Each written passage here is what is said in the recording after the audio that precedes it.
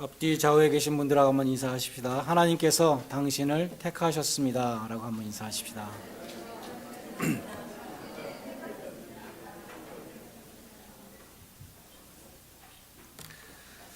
오늘은 사도행전에 나오는 베드로의 두 번째 설교입니다. 첫 번째 설교는 오순절의 성령 강림의 현장에서 했던 설교였습니다. 오늘 우리가 읽은 이 두 번째 설교는 기적의 현장에서 베드로가 행한 설교입니다. 베드로와 요한이 성전 문 앞에서 안전뱅이를 일으켰을 때 많은 사람들이 모여들었습니다. 그 사람들은 아주 놀란 표정으로 지금 사도들을 바라보고 있었습니다. 안전뱅이를 걷게 한 그 신통한 능력의 소유자들로 우러러 보고 있었던 것이죠. 베드로와 요한에게는 이때가 사실은 실족할 수도 있는 위기였습니다.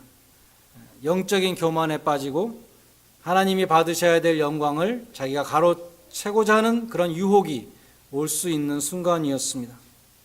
사도행전 14장에 보면 사도 바울에게도 똑같은 경우가 있었습니다. 루스드라라는 지방에서 바울이 안전뱅이를 일으켰을 때 사람들이 와서 바울과 또 동행하였던 바나바에게 제사를 드리겠다고, 신에게 드리는 제사를 드리겠다고 나왔던 것입니다.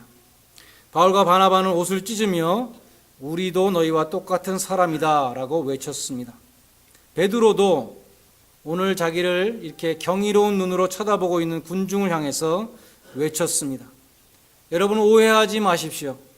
우리에게 무슨 능력이 있어서, 우리에게 무슨 경건이 있어서 이 사람이 일어난 것이 아닙니다.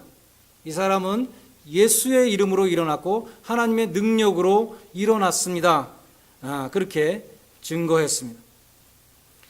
베드로와 요한의 위대함이 거기에 있었습니다. 세례 요한처럼 나는 쇠하여 하겠고 저는 흥하여 하리라. 사람들이 자기를 우러러 볼 때 예수님을 바라보십시오, 우리를 쳐다보지 마십시오, 이렇게 말했다는 것입니다. 오늘날 많은 사람들이 예수로 인해서 높아지고자 합니다. 많은 간증들을 보면 예수의 이름으로 포장한 자기 자랑이 많이 있습니다. 그래서 간증을 다 듣고 나면 하나님을 우러러 보게 되는 것이 아니라 그 사람을 우러러 보게 되는 그러한 경우가 있다는 것입니다. 은혜를 받은 사람은 자기를 부인하는 사람입니다. 내가 비록 전도도 많이 했고, 내가 비록 봉사도 많이 하고 헌금도 많이 하고 병을 고치고 기적도 일으켰다 할지라도 이 모든 일은 내가 한 것이 아니라고 시인하는 것입니다. 모든 신자들을 두 부류로 나눠볼 수 있는데 대부분의 사람들은 그 마음속에 모름지기, 공로의식이 있습니다. 자랑이 있습니다. 교회에 봉사한 것도 자랑입니다.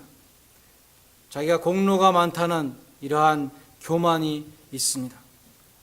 그처럼 내가 했다는 생각을 갖고 있으면 시험에 들기 쉬운데 사람들이 인정해 주지 않으면 섭섭해지는 것입니다. 그래서 섭섭마귀, 그런 말도 생겨났습니다. 그렇지만 비록 소수이지만 어떤 사람들의 마음속에는 은혜의식이 있습니다. 이런 사람은 십자가의 영광스러운 복음을 내세우고 자기 자신은 십자가 뒤에 숨는 사람입니다. 정말 예수를 바로 믿는 사람은 어떤 사람이겠습니까? 공로의식이 있는 사람이 아니라 은혜의식이 있는 사람입니다. 바울이 정말 은혜를 받았을 때, 바울이 정말 예수님을 만났을 때 자기의 모든 자랑이 다 없어졌습니다. 내가 8일 만에 할례를 받고 내가 히브리인 중에 히브리인이요 베냐민 지표 이스라엘 사람 중에 이스라엘 사람이고 내가 율법을 너무 잘 지키는 바리새인이었고 내가 당시에 최고의 석학한테 배웠고 이 모든 것들이 배설물과 같이 여겨지고 예수를 아는 지식이 가장 고상하다고 그렇게 말하게 되었던 것입니다. 나의 나된 것은 주님의 은혜입니다 라고 그런 고백이 절로 나왔습니다. 베드로와 요한은 사람들이 자신을 우러러 보는 그러한 위기 속에서 지체하지 않고 예수님을 증거하기 시작했습니다. 오늘 이 시간에는 베드로가 증거한 이 예수님을 두 가지로 나누어서 살펴보려고 합니다. 하나는 너희가 죽인 그리스도에 대해서 말했습니다. 또 다른 하나는 하나님이 예정하신 그리스도, 후반부에서는 그것을 말씀하고 있습니다. 첫째로 베드로는 너희가 예수를 죽였다 것을 분명히 말했습니다. 베드로는 오순절 성령 강림에서 행했던 첫 번째 설교에서도 너희가 십자가에 못 박은 이 예수를 하나님이 주와 그리스도가 되게 하셨다라고 말씀했습니다. 거기서는 너희가 십자가에 못 박았다 딱 한 번만 말했는데 오늘 13절로 15절에 보면 영어 성경으로 보면 you라는 것이 4번 나옵니다. 너희가 빌라도에게 넘겨주고 빌라도가 그냥 놓아주려고 했는데 예수님을, 그런데도 너희가 싫다 그러고 너희가 그 살인자 바라바를 대신 놔달라고 그러고 너희가 마침내 생명의 주를 죽였도다 라고 질타하고 있습니다. 베드로는 지금 성전 안에서 이 말을 하고 있습니다. 성전 안에는 말하자면 지금 적진에 들어와 있는 것이죠. 예수님을 죽이는 데 앞장섰던 대제사장들과 서기관들과 바리새인들과 장로들과 이 종교 지도자들이 장악하고 있는 이 성전 안에서 지금 이 말을 하고 있는 것입니다. 너희가 죽였다. 너희가 죽였다라고 말하고 있습니다. 그런데 너희가 죽인 그 예수가 누구인가? 바로 하나님이 영화롭게 하신 그리스도이시다. 그 예수의 이름으로 지금 이 안진뱅이가 일어났다라고 말합니다. 너희가 죽인 그 그리스도가 하나님이 죽은 자 가운데서 살리셔서 생명의 주가 되게 하셨다. 우리는 예수 부활의 증인들이다. 너희가 지금 이 안진뱅이에 일어나는 것을 보고 놀라는데 이것이 바로 예수님이 살아계신 증거다. 그와 같이 거침없이 예수님을 증거했습니다. 베드로는 그처럼 유대인들에게 너희가 예수를 죽였다고 말하면서 17절에 보면 재미있는 말을 하나 합니다. 형제들아, 너희가 알지 못해서 그리한 줄 안다. 이렇게 말합니다. 너희가 몰라서 그런 것이다. 그렇게 말합니다. 바울도 디모데전서 1장 13절에 보면 그런 말을 했습니다. 내가 전에 회방자요, 핍박자요, 포행자였으나 그러나 내가 긍휼을 입게 된 것은 내가 믿지 아니할 때에 알지 못하고 행하였음이라. 내가 몰랐기 때문에, 몰라서 그렇게 교회를 핍박하기 때문에 하나님이 나한테 긍휼을 베풀어 주셨다고 말합니다. 하나님은 모르고 지은 죄에 대해서는 긍휼을 베풀어 주십니다. 구약에서 그 점을 잘 보여주는 것이 있는데 도피성 제도입니다. 도피성이라는 것은 레위 지파에게 준 48개 성읍 가운데 6개를 택해서 부지 중에 살인한 자가 글로 도망을 가면 목숨을 부지할 수 있도록, 목숨을 유지할 수 있도록 해준 것입니다. 일부러 사람을 죽인 것이 아니라 모르고 사람을 죽인 사람, 그 사람이 도피성으로 가면 거기서 보호를 받았습니다. 도피성은 기본적으로 부지 중에 살인한 과실치사범을 보호하기 위한 제도였습니다. 미국에도 first degree murder가 있고 second degree murder도 있고 manslaughter도 있다고 그러죠. first degree murder는 계획을 하고 오랫동안 계획한 다음에 죽이는 것입니다. manslaughter는 그냥 실수로 죽이는 것입니다. second degree는 그 중간에서 계획은 하지 않았지만 순간적으로 화가 나서 죽이는 것입니다. 도피성 제도는 과실치사범입니다. 민수기 35장 22절 이하에 보면은 과실치사에 여러 가지 예가 나오는데 나무를 하다가 도끼 그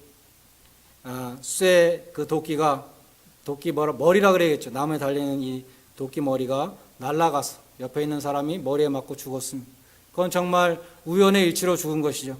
그런 사람, 정말 의도하지 않게 사람을 죽인 사람, 그런 사람을 도피성에서 보호하게 했습니다. 언제까지 도피성에 머물러 있는가? 대제사장이 죽을 때까지 머물러 있어야 했습니다. 만약에 대제사장이 1년 만에 죽으면 1년 만에 도피성에서 해방이 되고 대제사장이 30년 동안 더 살으면 30년 동안 있어야 되는 것이죠. 그러니까 도피성 안에 있는 사람은 대제사장이 빨리 죽기를 원하고 있었는지도 모릅니다. 그런데 대제사장이 죽어야 도피성에 있는 사람이 해방된다는 것은 참 영적인 의미가 있어 보입니다.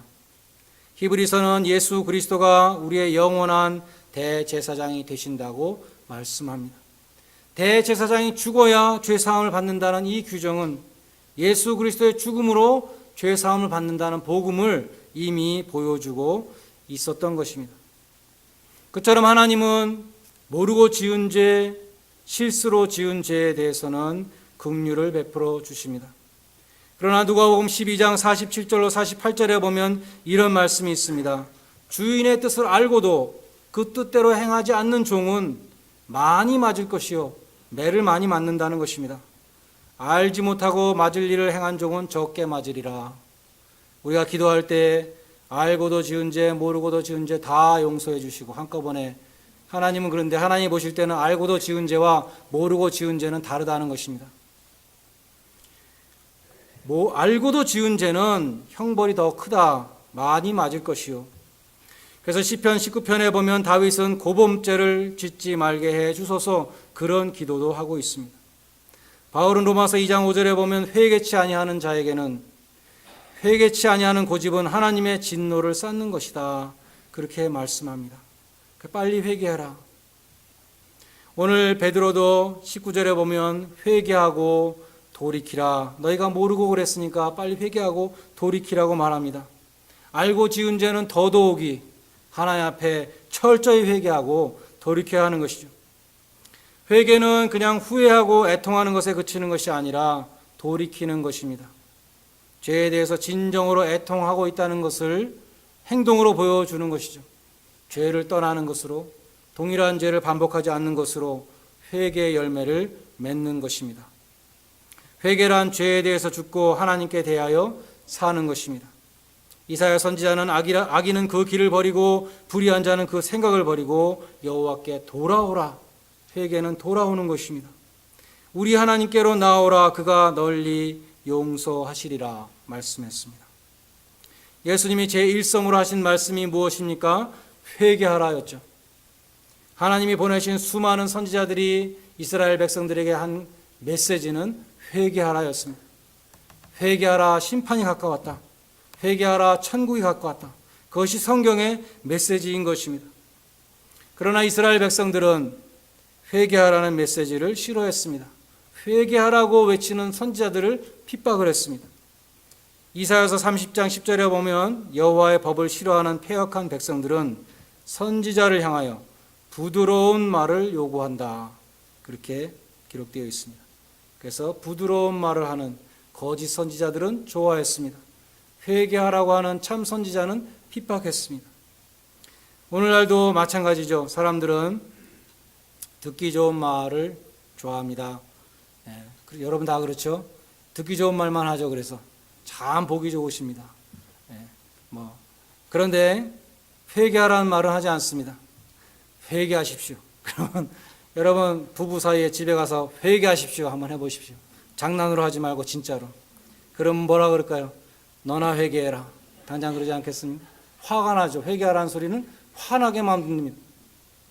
구태여 그렇게 관계를 해칠 필요가 없죠. 그래서 우리는 좋은 말만 하고 사는 것입니다. 그러나 성경은 회개하라고 말씀합니다. 우리가 죄인이기 때문입니다. 병원으로 치면 우리는 환자들입니다. 죽을 병에 걸려서 병원에 갔는데 의사가 아무 일 없습니다. 당신은 건강합니다. 오래오래 잘 살 겁니다. 그렇게 하고 보내면 그 사람은 기분 좋게 집에 갈 것입니다. 그렇지만 그 의사는 진정한 의사가 아닌 것입니다. 죄인을 향한 하나님의 말씀은 회개하라, 회개하라입니다.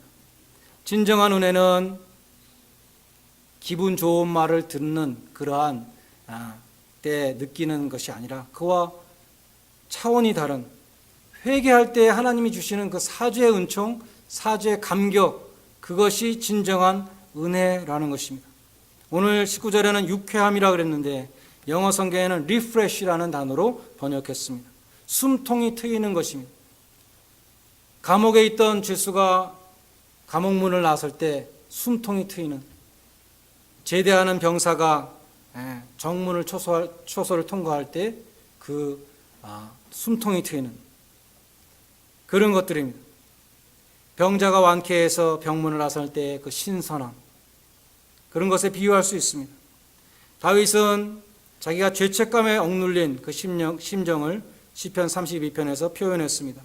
내가 토설치 아니할 때 종일 신음함으로 내 뼈가 쇠하였도다. 주의 손이 주야로 나를 누르시오니 내 진액이 화하여 여름 가물의 마름같이 되었습니다. 죄를 지은 사람의 마음은 그렇게 괴로운 것입니다. 근데 죄를 자복하고 회개하고 죄 사함을 받았을 때에 그 영혼에 숨통이 트이는 것입니다. 이사야서 32장 17절에 보면 의의 결과가 영원한 평안이다. 하나님 앞에 의로운 자가 된 사람, 그 사람에게 진정한 평화가 있습니다. 누가 평안을 누리는가? 하나님 앞에 부끄러움이 없는 사람입니다. 하나님 앞에 계속해서 하나님의 뜻을 거스려서 하나님의 진노를 쌓고 있는 그 사람에게 평안이 있을 수가 없습니다. 회개하고 돌이키는 자에게 사죄의 감격이 있습니다. 영혼의 평안이 있습니다. 기쁨과 유쾌함이 있습니다. 그래서 회개하라고 성경은 말씀하는 것입니다. 돌아오라고 말씀하는 것입니다.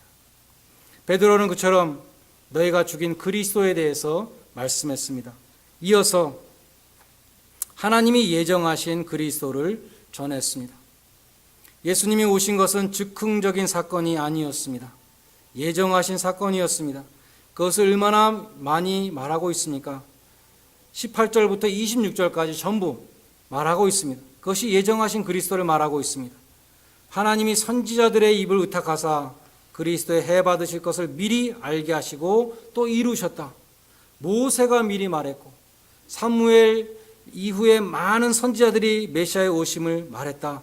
아브라함에게 이미 내 씨로 말미암아 천하 만민이 복을 얻을 것이요. 이것이 벌써 예수님을 말씀한 것이다. 그리고 20절에 보면 예수님을 예정하신 그리스도를 보내실 것이다. 이것은 재림입니다. 재림도 예정되어 있다고 말씀합니다. 우리의 구원도 마찬가지입니다. 성경에 보면 우리를 구원하신 것도 예정하셨다고 말씀합니다.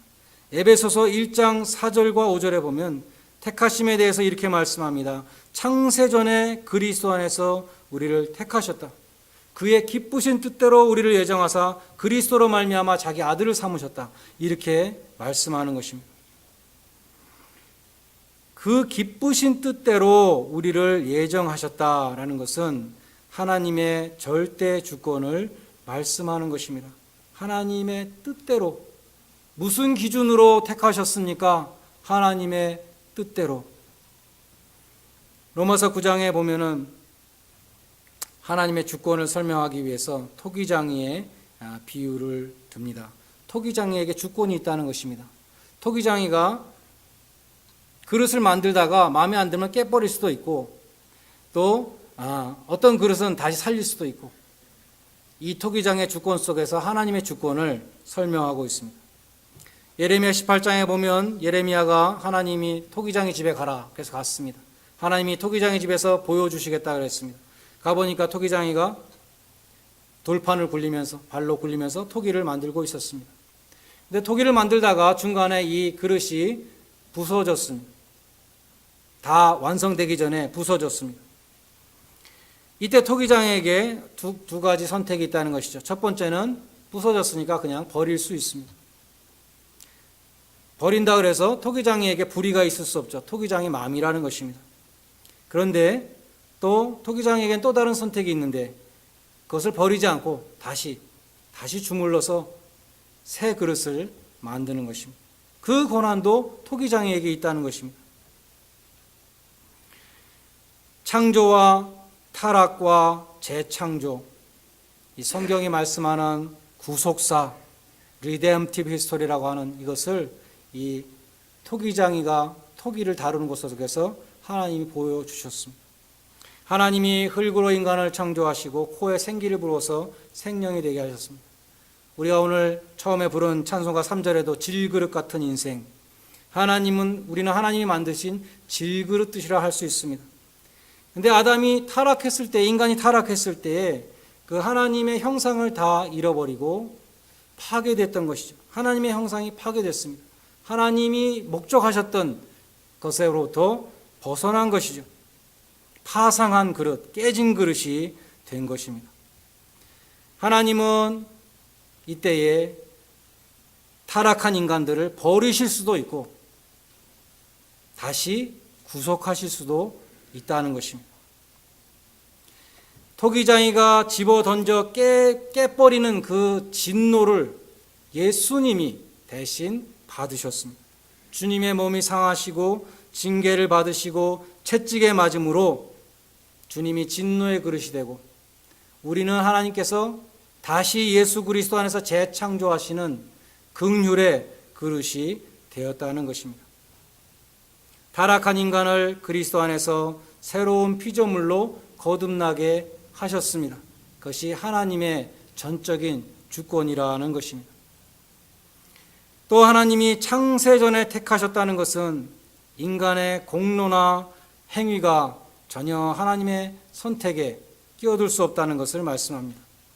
그것을 보여주기 위해서 로마서 9장은 야곱과 에서를 예로 들었습니다. 그들이 태어나기 전에 뱃속에 있을 때 하나님이 야곱은 사랑하고 에서는 미워하였다. 작은 자가 큰 자를 섬길 것이다. 하나님은 이미 그렇게 선택하셨다는 것입니다.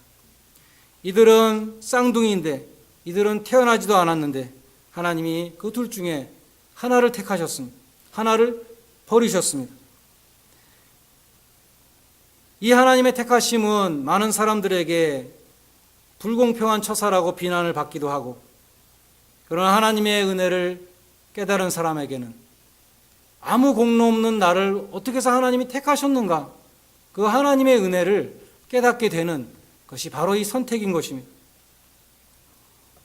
히브리서 13장 15절에 보면 이러므로 우리가 예수로 말미암아 항상 찬미의 제사를 하나님께 드리자.